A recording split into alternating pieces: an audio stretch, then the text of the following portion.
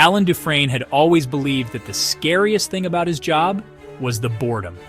As a senior scientist at the British Museum of History, his days consisted of examining mummified remains, dry, lifeless husks of humanity sealed away for centuries. To him, the mystery of mummies had long since dried up. Each brittle corpse was just another cog in the slow grind toward retirement. And yet, in his 63 years, Alan had never once considered the possibility of fear taking on a new shape, until that Thursday.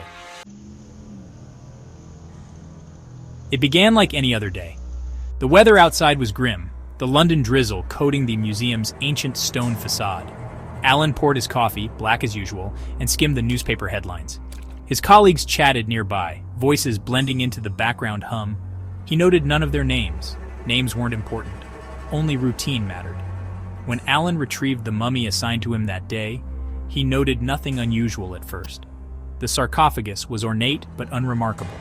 Another relic, pulled from the sands of Egypt, catalogued, boxed, and shelved, until it was his turn to poke and prod.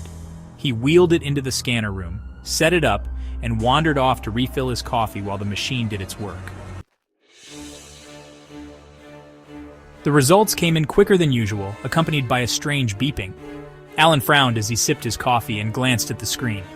His hand froze mid-sip, coffee sloshing over the rim of his mug. The image on the scanner was impossible. Beneath the mummy's decayed wrappings lay the skeletal remains of a humanoid figure, only it wasn't human. Its elongated skull tapered into a grotesque point, with eye sockets that seemed to stretch unnaturally wide. The limbs were spindly, too long, almost insect-like. It was a textbook depiction of a gray alien, the kind conspiracy theorists raved about. And yet, here it was, undeniably real, nestled within the remains of an ancient Egyptian. Alan chuckled nervously. Bloody prank, he muttered to himself. It had to be. One of the new hires must have tampered with the machine to mess with him. Then the lights flickered. The doors to the scanning room slammed shut with a metallic clang, locking Alan inside. He spun around, heart hammering. The computer screen blinked furiously, text scrawling across it in jagged bursts. Anomaly detected. Safe zone activated. Quarantine in effect. Safe zone? Quarantine? Alan muttered. His pulse quickened. This wasn't a prank. His mind raced for explanations, but none came.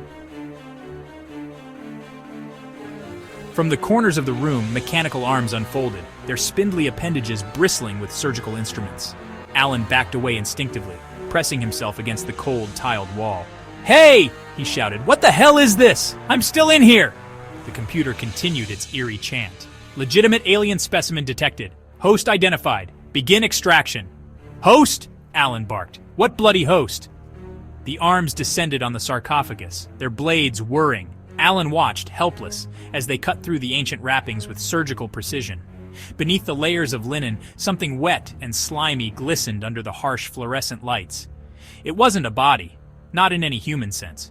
It was a pulsating sack of translucent membrane, oozing with viscous fluid. Something moved inside it, shifting and writhing like a creature trapped in a nightmare. Alan gagged. Jesus Christ. The sack split open with a sickening rip, spilling its contents onto the table. A creature emerged, wriggling free of its cocoon. It was small, no larger than a cat, but its appearance was anything but ordinary. Its skin was gray and slick, covered in a sheen of mucus. Tentacles sprouted from its body, writhing and searching. Its eyes, or what Alan assumed were eyes, glowed faintly, an unnatural piercing white. The computer spoke again. "Host ready. Initiating transfer." Alan's scream was drowned out by the mechanical arms. They seized him with inhuman strength, pinning him to the wall. He thrashed against the cold steel, but it was no use. The creature slithered closer. "No, no, no!" Alan shouted, but the thing moved with purpose. One tentacle lashed out, prying his mouth open despite his protests. Another tentacle followed, forcing its way down his throat. Alan gagged, choking on the invasive appendage. He could feel it, squirming and writhing inside him, a living parasite burrowing deeper. Pain blossomed in his chest as something sharp tore through his insides. Tears streamed down his face as he convulsed, the alien's tendrils wrapping around his organs, binding to his flesh. He felt it, eggs, small and cold, being implanted inside him. His vision blurred, darkness creeping in at the edges. The computer's voice was the last thing he heard before the world went black.